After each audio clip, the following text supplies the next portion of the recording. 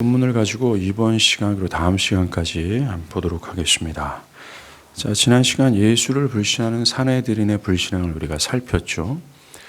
자, 이제 그들이 예수를 죽이고자 하는 의도를 본격화하기 시작합니다. 우리가 읽진 않았지만 53절에 이날부터는 그들이 예수를 죽이려고 모의했다. 또 57절에 이는 대제사장들과 바리새인들이 누구든지 예수 있는 곳을 알거든 신고하여 잡게 하라 명령하였다라고 기록하면서 그들이 예수를 죽이고자 본격적으로 행동을 시작했다라는 겁니다. 또 오늘 본문은 55절, 오늘 본문 55절은 이때가 바로 유월절을 앞둔 시점이라고 이때가 언제인지를 의도적으로 밝히고 있어요. 유월절을 앞둔 때에 사내들인이 예수를 죽이고자 작심했고 예수를 죽이고자 본격적으로 행동을 시작했다는 것입니다.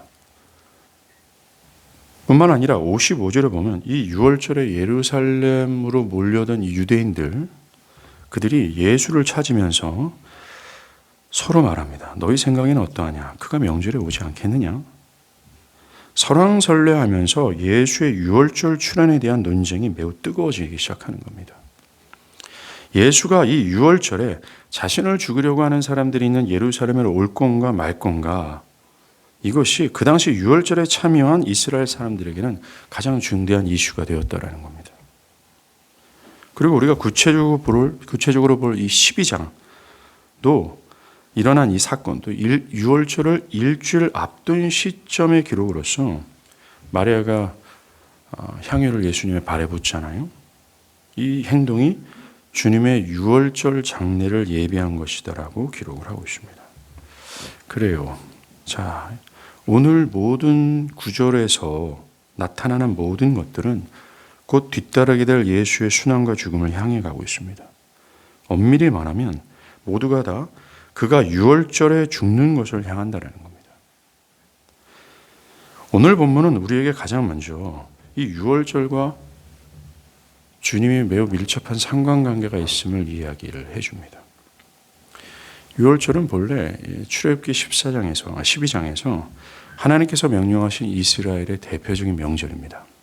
유월절이란 Passover, 특별히 죽음의 재앙이 넘어갔다라는 뜻을 가지고 있어요. 하나님은 애굽에서 종살이하던 이스라엘을 구원하기 위해 모세를 통해 애굽을 징벌하셨는데 그 마지막 징벌이 사람이든 가축이든 처음으로 태어난 장자를 죽이는 것이었습니다. 장자는 그 집안의 대표로서 장자를 죽인다는 것은 그 집안의 모든 사람들을 죽인다는 뜻을 가지고 있습니다. 또 그 당시 애굽은 전 세계의 대표적인 제국으로서 애굽의 장자를 죽인다는 것은 곧 온 세상을 심판한다는 뜻을 가지고 있는 거죠. 그런데 이스라엘도 이 세상이라는 애굽에 속해 있기 때문에 장자가 죽는다는 하나님의 심판을 피할 수 없었습니다. 그러나 이스라엘이 애국과 함께 이 세상과 함께 망한다면 하나님께서 창세기 15장에서 아브라함에게 하신 약속이 있어요. 네 후손들을 애굽에 종살이 할 텐데 이 애굽에 종살이한 네 후손들을 내가 구원해낼 거야 라는 하나님의 약속이 무효화될 수밖에 없습니다. 그래서 하나님은 온 세상을 심판하기 전에 모세에게 이스라엘이 살 길이 무엇인지를 말씀해 주세요. 그것은 흠없는 어린 양을 잡아 죽여 어린 양의 피를 문설주에 바르는 것이었습니다. 어린 양이 이스라엘을 대표하는 장자, 그 심판받아야 될 이스라엘이 되어서 이스라엘이 받아야 될 죽음의 심판을 대신 받아 죽는다는 뜻이죠. 이것이 유월절의 핵심적인 메시지입니다. 유월절 당일이 되어서 죽음의 사자가 전 애굽을 다니며 애굽의 장자들을 죽이기 시작했습니다. 그런데 문설주에 어린 양의 피를 바른 그 집은 죽음의 사자가 이미 이 집안은 다 죽었다 여겨 어린 양이 죽었는데 그 집안 사람들이 죽은 것으로 여겨 패스오버 재앙이 넘어갑니다. 이스라엘은 어린 양의 피 때문에 살 수 있었어요. 엄밀히 말해 누가 출애굽한 이스라엘인가? 누가 하나님의 약속의 땅으로 들어갈 수 있는 이스라엘인가? 우리는 여기서 알 수 있습니다. 뭡니까? 유월절을 향한 하나님의 약속을 믿고 문설주의 어린 양의 피를 발라 어린 양이 대신 그들을 위해 죽임을 당하여 산 자들, 이게 이스라엘이라는 거예요. 출애굽기 12장 24절에서 27절까지 보면요, 하나님은 이스라엘에게 이 유월절 제사를 이렇게 명령합니다. 너희와 너희 자손이 영원히 지킬 것이다 라고요. 즉 하나님 백성은 어린 양의 죽음으로 구원받은 자들임을 영원히 기억하라 라고 얘기하는 겁니다. 니들의 정체성은 어린 양의 피 때문에 산 자들이야, 이것을 영원토록 기억하라는 겁니다. 또 하나가 있습니다. 이 구원의 방식만이 그때에도 앞으로도 영원한 구원의 방식이 될 거라는 하나님의 선언이에요. 즉 세상과 함께 산산이 부서져야 될 모든 죄인들이 구원을 받을 수 있는 길이 바로 유월절이다라는 얘기입니다. 뭡니까? 어린 양이 심판받아야 될 죄인이 되어서 죄인이 받아야 될 죽음의 심판을 대신 받아주고 그 죄인이 이미 죽임을 당한 것처럼 여김을 받는 그것이 영원한, 지금부터 영원한 구원의 방식이다. 절대로 변하지 않는 구원의 방식이다 라는 선언이었습니다. 그리고 이 죽음의 심판에서 살길 원한다면 이 유월절을 두고 하신 하나님의 약속을 믿고 어린 양의 피를 문설주에 발라야 된다는 거예요. 즉 어린 양의 죽음을 의지해야 된다는 것입니다. 이것이 유월절을 통해서 계시된 하나님의 영원 무궁한 구원의 방식이요, 구원의 약속이었습니다. 이 유월절의 메시지가 바로 예수와 그의 대속적인 죽음을 예표하는 그림자였어요. 이것을 바울이 말했습니다. 골로새 2장 16절 17절. 그러므로 먹고 마시는 것과 절기나 초하루나 안식일을 이유로 누구든지 너희를 비판하지 못하게 하라. 이것들은 장래일의 그림자이나 몸은 그리스도의 것이다. 바울은 구약의 모든 절기와 그 방식들은 그림자라고 하면서 그의 진짜 실체는 예수다라고 말합니다. 그렇습니다. 유월절에 등장하는 어린 양의 피로써 죄와 죽음에서 구원을 받는 거 있잖아요. 이 유월절에 등장하는 죄인들의 죽음을 대신 받아 죽는 어린 양이 바로 그림자, 누구의 그림자? 예수의 그림자라고 하면서 몸통이 예수다. 그 유월절의 메시지에서 나오는 어린 양이 곧 예수고 그 어린 양이 대신 잡아 죽임을 당하는 것이 바로 그리스도의 십자가의 대속적 죽음이다. 그게 몸뚱아리다라고 말하는 겁니다. 예, 그렇습니다. 이 유월절은 앞으로 오실 진짜 예수를 주목하고 있으며 앞으로 진행돼야 될 영원 무궁하신 하나님의 구원의 방식을 지목하고 있어요. 그래서 세례 요한도 보라, 예수를 지목하면서 보라, 세상 죄를 지고 가는 하나님의 어린 양이 아니냐라고 선언한 거예요. 하나님은 세상에 속하여 세상과 함께 죽어 마땅한 당신의 백성들의 죄를 유월절의 진짜 어린 양에게 다 뒤집어 씌우시고 하나님 백성들이 받아야 될 죄에 대한 심판과 죽음을 진짜 어린 양 예수께 쏟아 부으신 것입니다. 예수는 유월절의 어린 양으로서 대신 받아 죽었어요. 그리고 성경 전체가 두고 하신 이 진짜 어린 양 예수를 두고 하신 약속, 이를 믿는 자마다 멸망치 않고 영생을 얻게 될 것이다라고 하는 이 약속을 믿는 자는 마치 문설주의 어린 양의 피를 바른 것처럼 여김을 받게 된다는 거예요. 그래서 율법의 정죄와 율법의 저주가 그를 믿어 문설주의 피를 바른 자들을 보면서 이놈 이미 율법의 정죄와 율법의 심판을 받았네 하면서 패스오버, 재앙이 지나가게 되는 거예요. 그래서 우리가 살 수 있는 것입니다. 구약의 백성들 또한 백성들이 유월절 때문에 살아 하나님의 이스라엘이 된 것처럼 지금도 똑같아요. 누가 진짜 이스라엘인 줄 아세요? 진짜 어린 양 대신 예수로 인해 산 자들, 그게 바로 이스라엘이라고 얘기를 하는 겁니다. 죄 가운데 있는 사람들이 영원한 멸망에서 구원받을 수 있는 것이 이 유월절이 지목하고 예표하고 수많은 어린 양이 또 죽고 또 죽으면서 말하고자 했던 예수예요. 이분을 찬양합니다. 중요한 것은 예수가 유월절에 진짜 어린 양이 되려면 그는 유월절에 죽어야 됩니다. 출애굽기 12장 6절에서 보면 이달 14일까지 간직하였다가 그 어린 양입니다. 해질 때에 이스라엘 회중이 그 양을 잡아라고 기록합니다.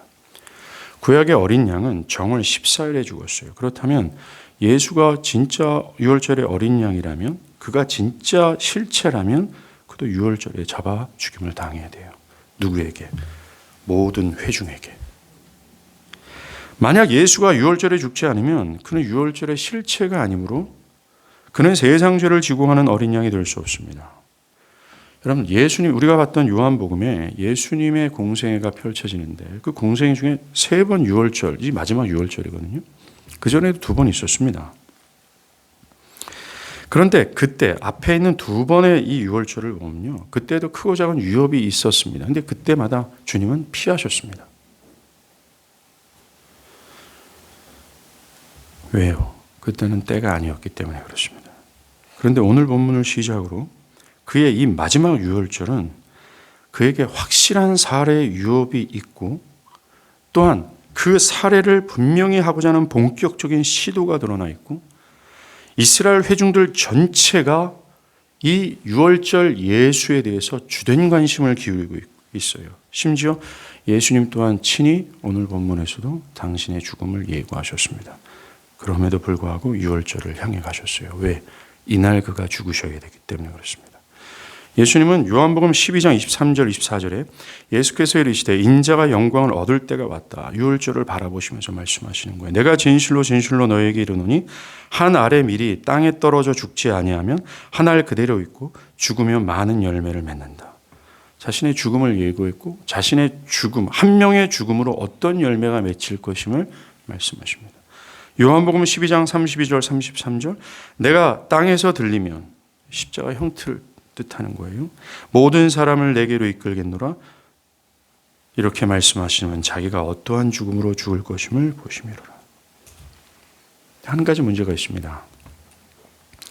예수를 죽이고자 하는 자들에게 한 가지 문제가 있어요. 이 수많은 사람들이 예루살렘에 모여있는 이날, 이 유월절 절기에 예수님을 죽이면 밀란이 일어날 가능성이 있습니다. 밀란이 일어나게 되면 그들이 그렇게 지키고 했던 밀가루 한 줌이 있잖아요. 그들의 권력과 특권들이 로마로부터 다 사라질 수 있기 때문에 그래요. 그래서 종교 지도자들은 이 유월절을 지나서 예수를 잡아 죽이려고 했어요. 만약 이들의 계획대로 예수가 유월절에 죽지 않으면 예수는 유월절 어린 양의 실체가 되지 못합니다. 꼭 그날 죽어야만 됐다는 겁니다. 그러나 종교 지도자들뿐만 아니라 총독 빌라도 또한 이 유월절에 예수를 죽이려 하지 않았어요. 그들은 성경을 찾아보면 그들이 많이 그것을 모의하고 어떻게 하는지 이 날을 피하려고 노력한 것을 복음서에서 볼 수가 있습니다. 그러나 하나님은 그들의 모든 모의와 그들의 모든 의도를 다 무산케 하시고 기어이 예수를 유월절에 죽도록 하셨습니다. 유월절 어린 양은 오후 3시에 잡았어요. 예수께, 즉 유월절의 진짜 어린 양 대신 예수도 오후 3시에 죽었습니다. 누가복음 23장 44절 46절 때가 제60쯤 되어 해가 빛을 잃고 온 땅의 어둠에 임하여 제90까지 계속하며 예수께서 아버지 내 영혼을 아버지 손에 부탁하나이다 하고 숨지시니라. 12시부터 해가 지고 3시까지 계속되다가 예수는 3시에 소리치고 죽었습니다. 그래요. 예수가 확실한 유월절의 진짜 어린 양이에요. 모든 세상 죄를 지고 가는 하나님의 진짜 어린 양입니다. 성경 전체는 마치 지금 악의 무리들이 총구가 예수를 다 겨냥하고 있는 것처럼 성경의 모든 구절구절들이 이 예수를 지목하고 있어요. 이 예수가 진짜 하나님의 어린 양, 유월절의 어린 양이다. 니네들이 받을 죽음을 대신 받아 죽을 유일무이한 구원자다. 그의 피를 문설주에 발라라. 즉 그를 믿어라. 그리하면 율법의 정죄와 율법의 저주가 이미 내가 죽은 것처럼 그 재앙을 받은 것처럼 여겨 패스오버하게 될 거다 라고 외치고 또 외친다는 겁니다.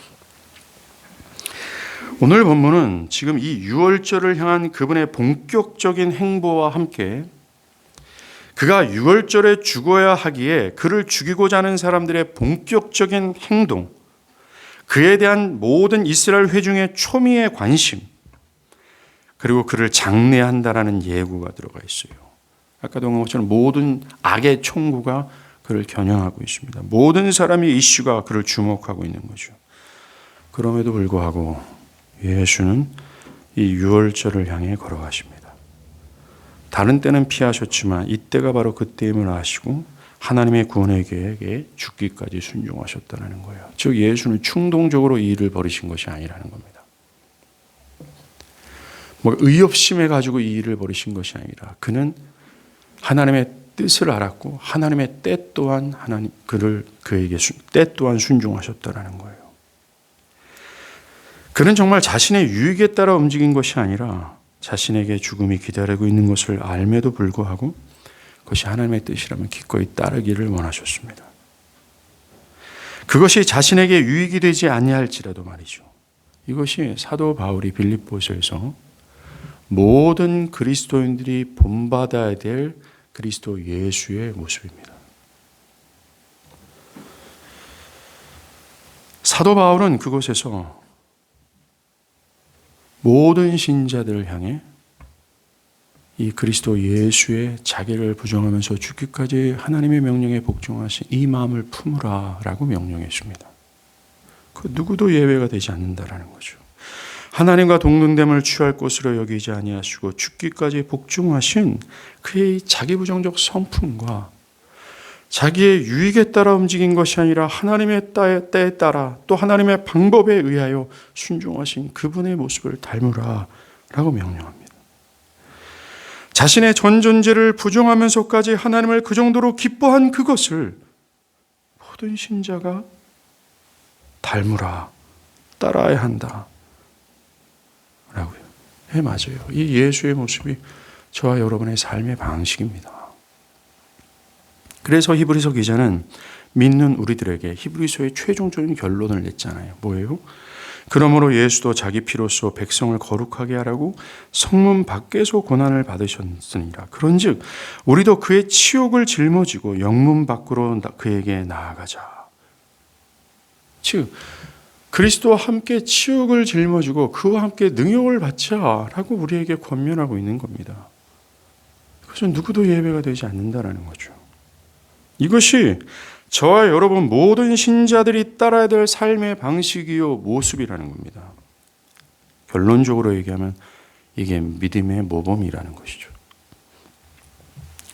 자, 오늘 본문에 12장 초반에 등장하는 마리아 있죠. 마리아의 이 행동이 바로 마리아의 행동이 빌립보에서 바울이 너희 안에 이 마음을 품으라 했던 이 모습이에요. 우리가 따라야 될 믿음의 성질이 어떤 것인지를 알 수 있고 믿음의 모범이 바로 이것입니다. 이스라엘 백성이 그 하나님의 약속을 붙들고 문설주에 피를 발랐잖아요. 여러분들 그 당시에 생각을 해보세요. 그걸 바른다고 죽음의 사자가 피한다. 이거 다 조롱을 받을 만한 어리석은 행동이었습니다. 그래서 애굽 사람들도 이 복음을 들었음에도 불구하고 그들은 하나님의 약속을 불신하게 피를 바르지 않은 거예요. 니들 미쳤냐? 장자가 또 왜 죽어? 심판이 왜 임해? 멀쩡하고 건강하면 우리 아들이 왜 죽는 거야?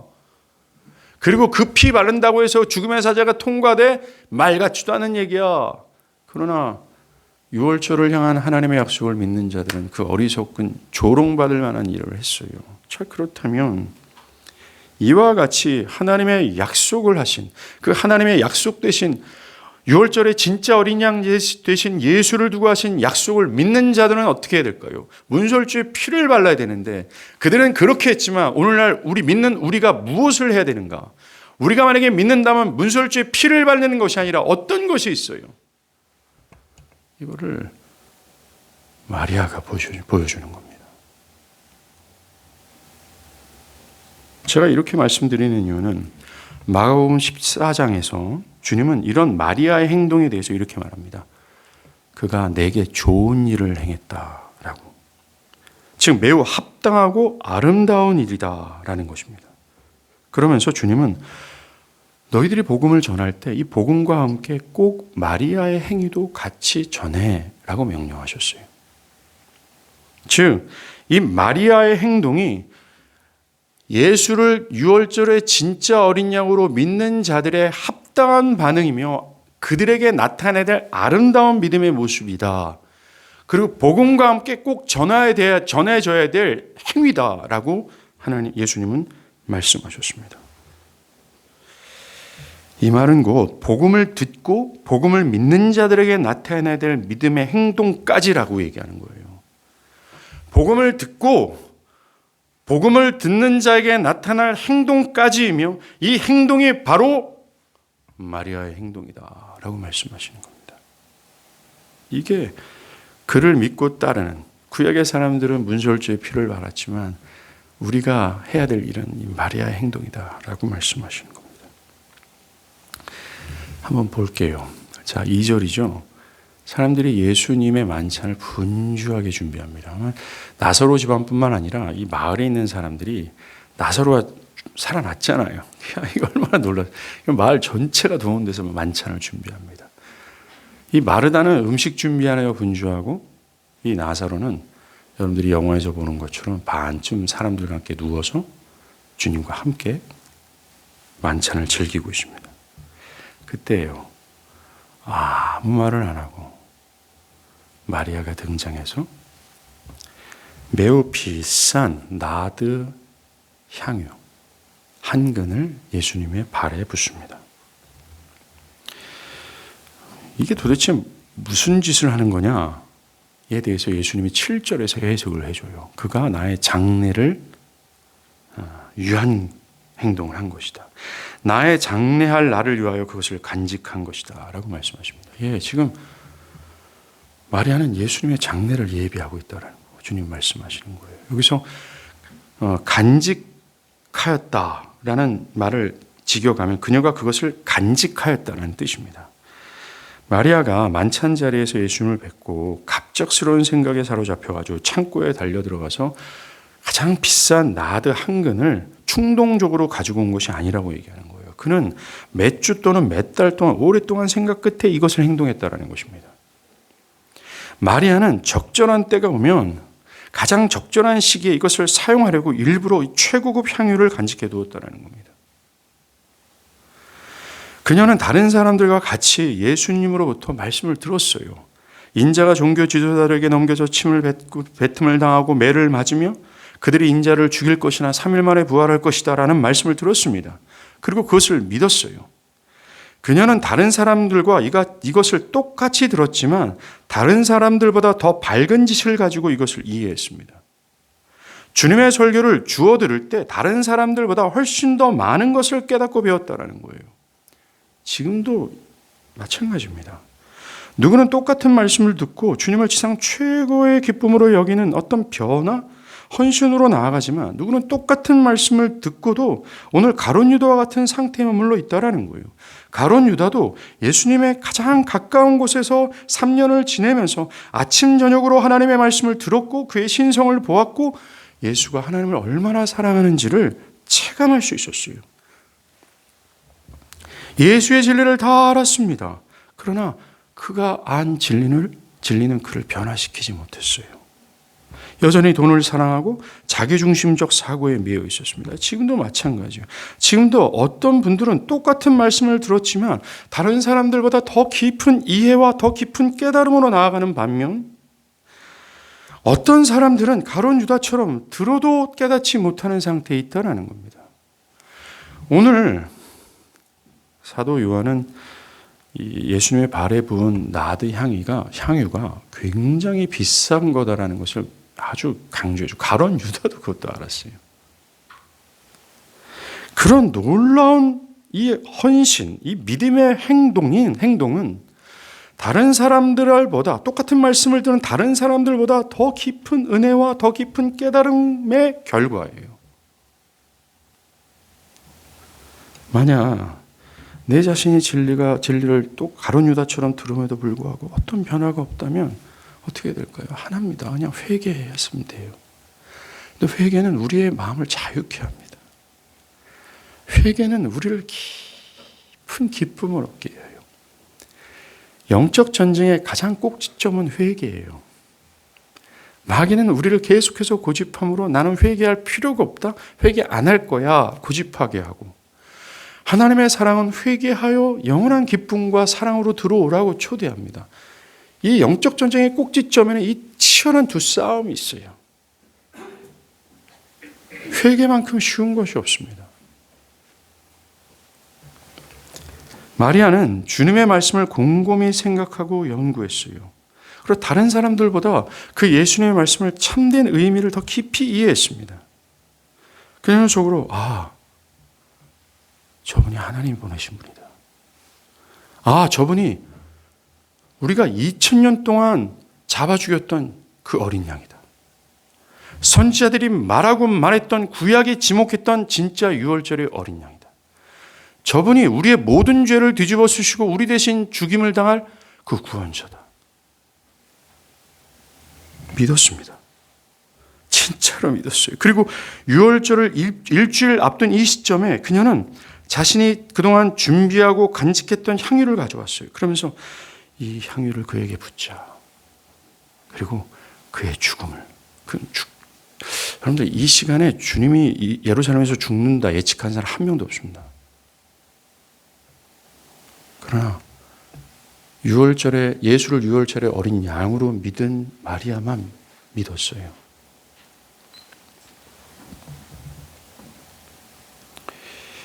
마리아는 정말로 예수가 유월절에 어린 양임을 믿었습니다.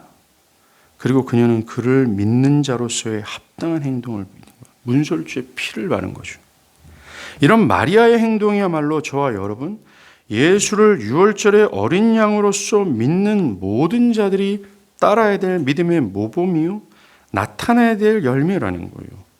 마리아처럼 복음을 듣고 그것을 주의 은혜로 이해하고 묵상하고 확신하는 자들에게 나타나는 마땅한 행동이며 열매라는 거예요. 이것이 유월절을 지금 중심으로 하는 이 구절에서 확 사이에 삽입하여 우리에게 강조하고 가르치는 바라는 겁니다.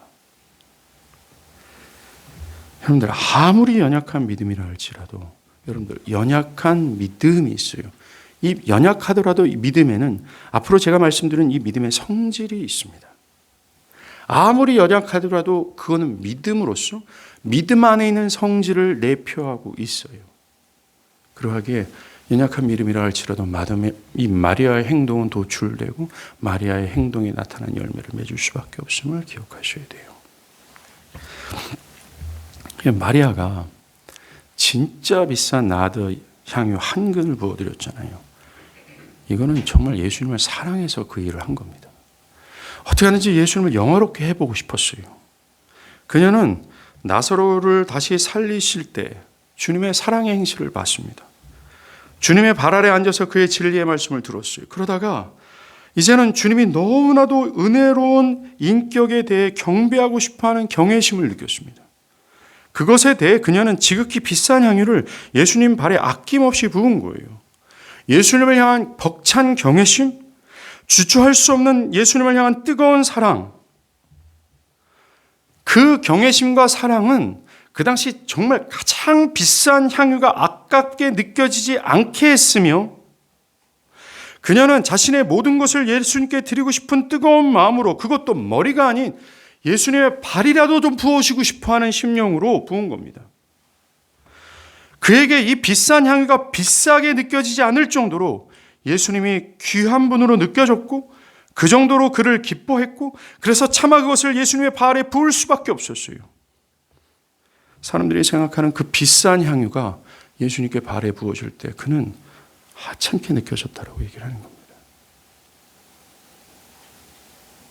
정말 마리아는 예수님을 향한 마음에 동요함이 있었고, 그를 향한 애정과 그를 심지어 더 나아가 경외심과 그분을 영화롭게 하고자 자신의 전 존재를 부으면서 그 전 존재를 부으는 자신의 행위 자체도 하찮게 여겼다는 것입니다.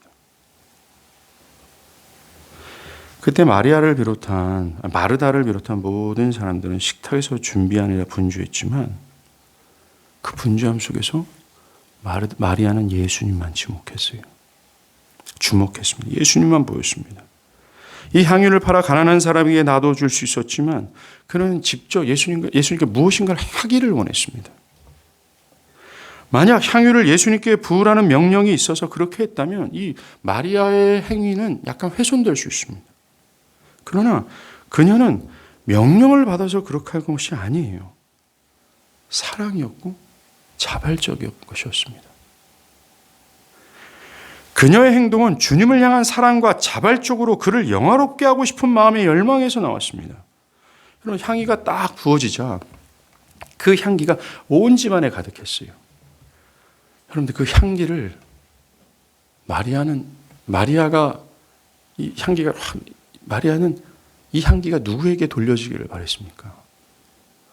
예수님께요. 마리아가 향유를 확 부는 순간 향기가 확 나요. 모든 사람들이 다 맡을 수 있었습니다. 근데 마리아는 모든 사람을 고려하지 않고 오직 이 향기가 예수님께만 드려지기를 바랬다라는 것입니다.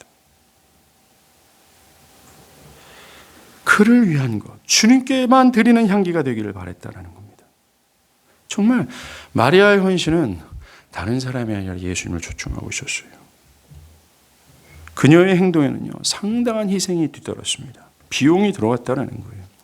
유다가 야단을 치는 것처럼 향유는 매우 비싼 것이었습니다. 유다는 못마땅했어요. 그것을 팔아서 가난한 사람이 나를 그게 더 좋은 거 아니냐라고 할 정도였습니다. 그러나 마리아는 예수님은 최고의 가격, 최고의 비용으로 섬김을 받으시기에 합당한 분이라는 사실을 확신했습니다. 마리아보다 더 큰 곡과 더 큰 희생을 한 여자가 있어요. 성경에. 누군지 아십니까? 자기의 전부라고 하는 동전 2입을 집어넣은 과부예요. 그렇습니다. 믿음에 합당한 모습이라 또 믿는다면 나타나야 될 모습이 바로 이거예요. 즉, 저 예수가 유월절의 어린 양이다. 저분이 나의 모든 죄를 뒤집어 쓰시고 내 대신 죽임을 당할 진짜 유월절의 어린 양이다 라고 믿는 자들에게 나타나는 믿음의 성질 안에는 예수에 대한, 이 마리아가 보인 예수에 대한 경외심, 그 무엇을 드려도 아깝지 않을 만큼에 대한 그분을 향한 기쁨과 사랑, 그분을 어떻게 하든지 영화롭게 하고자 가장 존중히 여기고자 하는 마음이 있다는 거예요. 그 예수라는 인격을 초점한다는 거예요. 다른 게 아니라 예수라는 인격에 대한 신비로움과 그분의 인격을 향한 매료됨과 그분의 인격을 영화롭게 하고 그분을 사랑하고자 한다는 겁니다. 이것이 기독교에서 구원 얻는 믿음이라고 말하는 믿음의 성질이에요. 예수라는 겁니다. 그 모든 사람들의 행위의 동기가 예수라는 거예요. 예수를 그 무엇보다 사랑하는 겁니다. 사랑하는 여러분, 이 시간 나에게 그 인격 대신 예수를 사랑하고 이 마리아처럼 예수를 경외하고 예수를 뭔가 해도 아깝지 않을 정도의 그 기쁨이 나에게 있는지 한번 보세요. 이게 우리의 신앙의 핵심이에요. 그래서 바울은 사랑이 역사하는 믿음이라고 하면서 믿음 안에 이 사랑의 요소가 있다라고 말한 겁니다. 주님을 그 무엇보다 가치 있게 여기며 심지어 향유라는 고가의 제품을 아낌없이 부을 정도로 주님을 최고의 기쁨으로 여기는 거예요. 오늘날에도 교회 안에는 가룟 유다 같은 사람이 많습니다. 비효과적이고 비합리적이라는 얘기를 하죠. 정말 그 믿음 안에는 상당한 희생을 부어드리는 게 있어요. 그래서 상당한 희생이 뭔지 아세요? 뭐 전 재산을 팔거나 또 많은 액수의 헌금을 드린다거나 어떤 물질적인 양을 의미하는 것이 아니라 자신의 전부예요. 더 나아가 자신의 전부를 모아 드린다 해도 그것은 예수님 앞에서는 적다 느끼는 겁니다. 자신이 사람들이 보기에 굉장히 위대한 헌신을 보인다 해도 자신 스스로 이게 굉장히 하찮고 부끄럽게 느껴지는 거예요. 이것이 상당한 헌신이라는 겁니다. 상당한 희생이라는 거죠.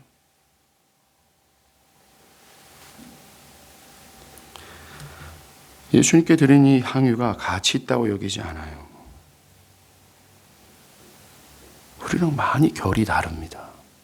오늘날 교회 안에 식사를 준비하면 이 식사를 누가 준비했는지를 알아줘야 되며 누가 교인들 위해서 어떤 수고를 하면 그 수고한 것을 사람들에게 얘기해야 되며 그렇게 하지 않을 때 그 사람의 마음이 토라지고 섭섭해 여기는 것이 오늘날 교회 안에 가득하지 않습니까? 그것은 믿음의 성질이 결코 아니에요.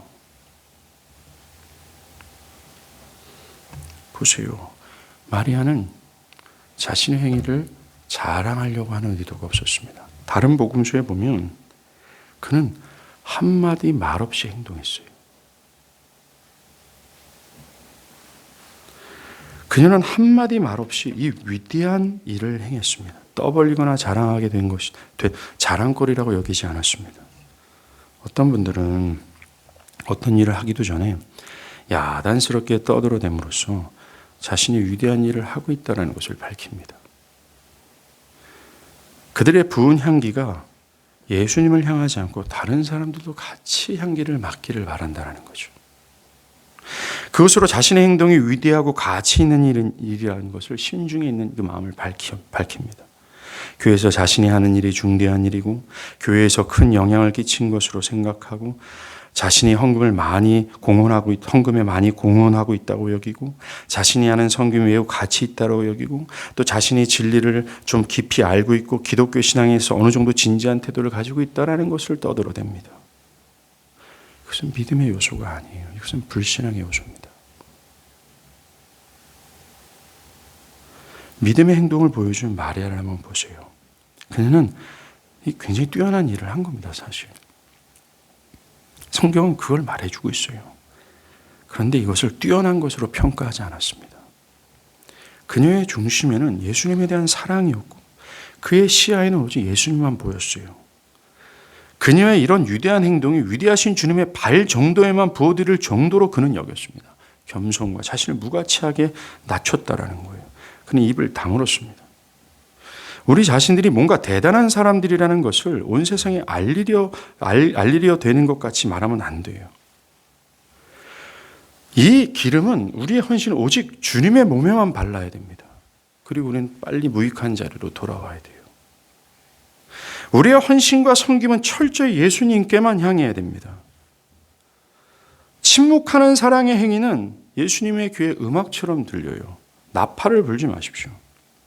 우리가 일은 많이 하고 말은 적게 한다면 적어도 우리 자신에게 은혜가 될 뿐만 아니라 다른 사람에게도 은혜가 돼요. 더욱 숨어서 주님을 섬기려고 하십시오. 사람의 시선을 끌려는 거만한 욕망이 많을수록 그런 욕망에서 벗어나려고 노력을 하세요. 자, 이것이 구약의 이스라엘이 하나님의 약속을 믿고 어린 양의 피를 문설주에 바른 것과 같은 행위입니다. 믿음이라는 거죠. 이 마리아의 행위는요, 4,000년 전에 애굽 사람이 이스라엘을 조롱한 것 같은 어리석은 행동입니다.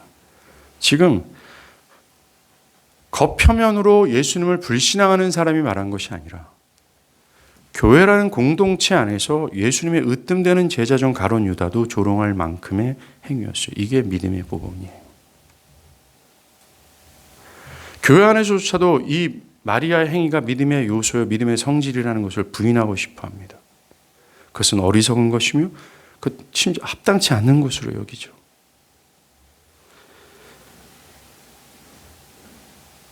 자신의 전 존재를 부정하며 자신을 하찮은 존재로 여기며 자신의 전 존재를 드리는 거예요. 그것을 자랑하지 않고 그리스도 한 분을 지상 최고의 가치로 여기며 기뻐하는 것.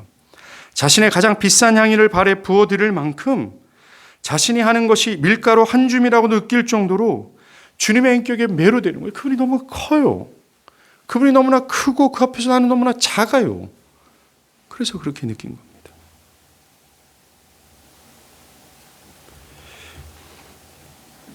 그러나 이 마리아와 상반된 반응을 보이는 사람들이 있습니다. 진짜 6월절 어린 양이 왔잖아요. 근데 그럼에도 불구하고 마리아처럼 반응하지 않는다는 겁니다. 오늘 본문의 기사는요, 다른 복음서에도 똑같이 기록이 다 되어 있습니다. 근데 다른 공간 복음서하고 이 요한복음의 기록이 좀 차이가 있어요. 가장 뚜렷한 차이는 마리아의 헌신하고 예수를 죽이고자 하는 종교 지도자들의 결정, 매우 뚜렷한 대비를 보여준다는 겁니다. 무엇보다 마리아가 향유를 붓는 일과 그것을 비판한 가룟 유다의 고백을 아주 뚜렷하게 대비를 시켜줘요. 여러분 오늘 본문에 마리아의 행위는 딱 한 구절만 허락하는데 나머지 가룟 유다와 예수님의 책망은 5구절이나 할애를 했습니다. 사실 가룟 유다의 배신을 초점한 것이 오늘 구절이에요. 그건 이제 다음 주에 한번 볼게요. 저는 지금도 이 상반되는 반응이 계속해서 일어난다고 확신합니다. 우리가 이 두 부류 반응 중 우리가 생각해 볼 만한 것이 뭐냐면요. 불신자와 예수 믿는 자가 아니라 예수를 믿는다고 하는 사람들 중에서의 상반된 반응이에요. 예수를 믿는다고 하는 무리들 중에서도 두 부류로 나눌 수 있다는 것입니다. 여러분, 오병이어 기적을 맛본 사람들의 반응이 이거 아니었습니까? 떡 때문에 예수를 치열하게 따랐던 수많은 사람들이 있어요. 정말 그들의 신앙의 열심, 그들의 어떤 신앙의 모습은 참으로 대단하고 위대한 것처럼 보였습니다. 그런데 문제는 그들이 자신의 유익, 자신의 어떤 필요 때문에 예수를 뒤따랐다라는 것이 들통이 나죠. 언제입니까? 예수가 말하는 진리가 자신들이 원하는 진리가 아니었다라는 걸 깨닫는 순간 그들은 돌변해 버립니다. 제가 좀 이따 말할 이 거짓된 신자들의 독특성이 이거예요. 그들은 항상 자신들이 추구하는 기독교가 있어요. 그들은 자신들이 추구하는 기독교에 대해서 배고파합니다. 그런 것 같다라고 따랐지만 자신이 추구하는 것과 달랐을 때 그들은 돌변합니다. 또 안타깝게도 예수님을 가장 가깝게 따랐던 가룟 유다도 그 사람들 중에 있어요. 마리아와 대비되는 가룟 유다, 이 상반된 모습을 통해 성경은 우리에게 중요한 경고를 하고 있습니다. 예수를 믿는다고 하지만 모두가 다 예수를 진정성 있게 믿는 것이 아니다라는 거예요. 마리아와 대비되는 가룟 유다를 보면서 우리는 이 경고를 들을 수 있어야 돼요. 예수를 믿는다고 하지만 모두가 예수를 진정성 있게 믿는 것이 아니다라고 말입니다. 우리에게 말해요. 믿는다면 마리아와 같아야 된다고 얘기합니다. 여러분, 마태복음 7장에서도 주님이 선명하게 얘기하잖아요. 자신 스스로 나는 예수님과 친밀하다라고 주장했던 사람들을 향해 주님 뭐라 그럽니까? 나는 너희를 모른다라고 하셨어요. 유사 그리스도인을 쓴 매튜 미드 목사는 이렇게 얘기합니다. Almost Christian is not Christian. 즉 거의 그리스도인이라고 해서 그들은 그리스도인이 아니다라고요. 매튜 미디의 시대든 성경 시대든 오늘날까지도 전 시대에 걸쳐서 교회 안에는 밀과 가라지가 섞여 있다라고 얘기합니다.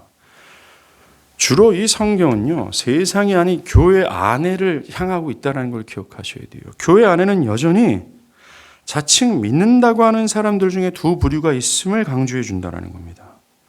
참된 그리스도인으로 보이거나 아니면 그보다 더 능가하는 신앙 고백적 삶을 살면서도 실상은 그리스도인과 유사한 사람에 불과한 사람들이 늘 존재했고 지금도 존재할 수 있다는 겁니다. 교회 안에서 사람들이 어떤 직분을 가지고 있는가가 중요하지 않나요?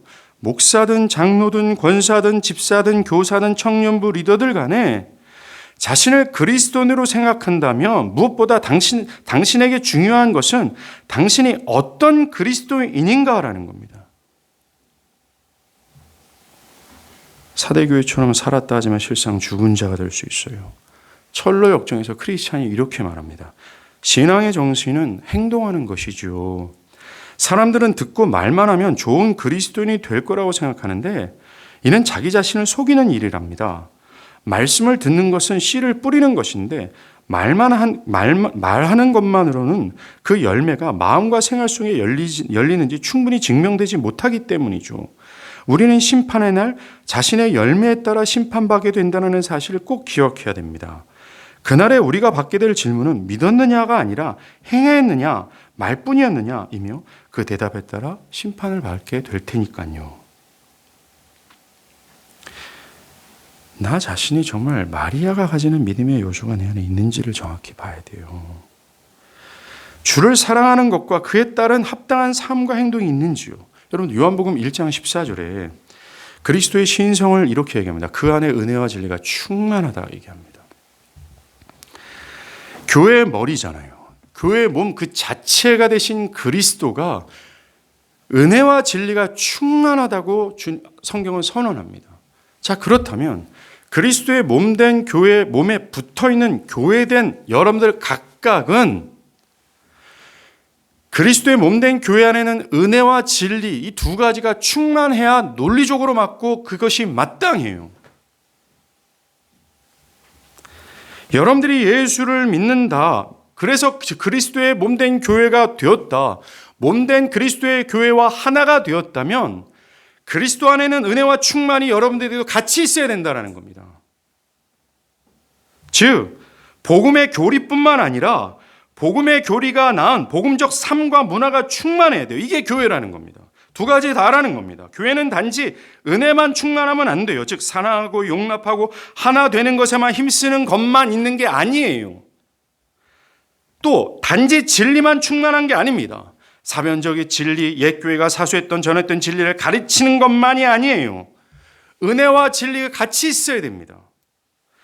진리와 함께 그 진리가 말하는 것에 따라 행동하는 것까지 나아가야 돼요. 마리아가 너무나 깊은 이해를 가진 것처럼 지식에. 그래서 그 결과 그 어떤 것이 나온 것처럼 은혜와 진리가 같이 있어야 돼요. 오늘날 사람들의 문제는 이 둘 중 하나만 추구한다는 겁니다. 그래서 둘 중 하나가 나에게 어느 정도 있다면 나는 문제 없다라고 판단합니다. 아니에요. 교회의 본질이고 교회의 몸 자체가 되는 예수가 은혜와 진리가 충만해요. 그러하게 그 몸에 붙어있는 각각의 신자 또한 은혜와 진리가 충만해야 합니다. 지식뿐만 아니라 지식이 말하는 행동까지, 행동만이 아니라 올바른 지식까지 있어야 해요. 마리아처럼 두 가지가 있어야 된다는 거예요. 만약 진리가 여러분에게 사실 있다면 마리아처럼 행동하는 것이 성경적 논리예요. 그리스도에 대한 순전한 사랑과 함께 다른 사람을 사랑하는 겁니다. 다른 사람을 조건 없이 사랑하며 그를 용납하는 너그러움이 있어야 되는 거죠. 오늘 교회 안에서 정치적인 이슈 때문에 서로 싸우는 사람들이 많습니다. 누구는 이쪽 당이다, 누구는 저쪽 당이다. 이게 말 같지도 않은 얘기 아닙니까? 우리는 다른 정치적 이슈, 다른 정치적 견해를 가지고 있는 사람들과 함께 하나가 돼야 돼요. 은혜와 진리가 있어야 되기 때문에. 또 오늘날 코로나에 대한 사회적 이슈가 있어요. 거기에 대한 각각의 어떤 견해들이 있습니다. 근데 이것 때문에 충돌하고 있어요. 이거는 꼴불견이고 교회로서의 모습이 아니에요. 우리는 사회 이슈를 바라보는 각각의 다른 견해를 가지고 있다 할지라도 하나 되어야 되며 서로 사랑해야 합니다. 이거는 세상과 달라요. 여기는 세상과 이 판이 달라요. 왜 세상과 이 교회를 판이 같다고 생각합니까? 더럽게 되는 거예요. 아니에요. 우리는 용납하고 사랑해. 자기를 부정하고 나의 시간, 물질, 현재, 미래를 주님께 드리기를 원해야 되고 그것을 위대한 행동으로 취급하지 않고 가치 없는 일로 여겨야 마땅합니다. 입을 다물고 오직 주님만 영화롭게 되기를 원해야 돼요. 비록 연약한 믿음이라 할지라도 이 믿음의 요소가 있음을 분명히 아십시오. 연약한 믿음의 소유자는 이런 열망이 분명히 있고 이 시도가 있어요. 그러나 연약하게 충분치 못한 자신을 한탄합니다. 변명하는 게 아니라 한탄하며 더 믿음이 강해지기를 슬퍼하며 간구하는 거죠. 이게 연약한 믿음이에요. 어떤 면에서는 연약한 믿음은 더 아름답고 숭고해 보일 수밖에 없어요. 그는 자신의 연약함을 슬퍼하며 사랑하는 주님을 위해 달려가고자 합니다. 이게 믿음이에요. 바라기는 오늘 마리아를 보십시오. 예수를 영화롭게 하고자 했다. 기도하겠습니다.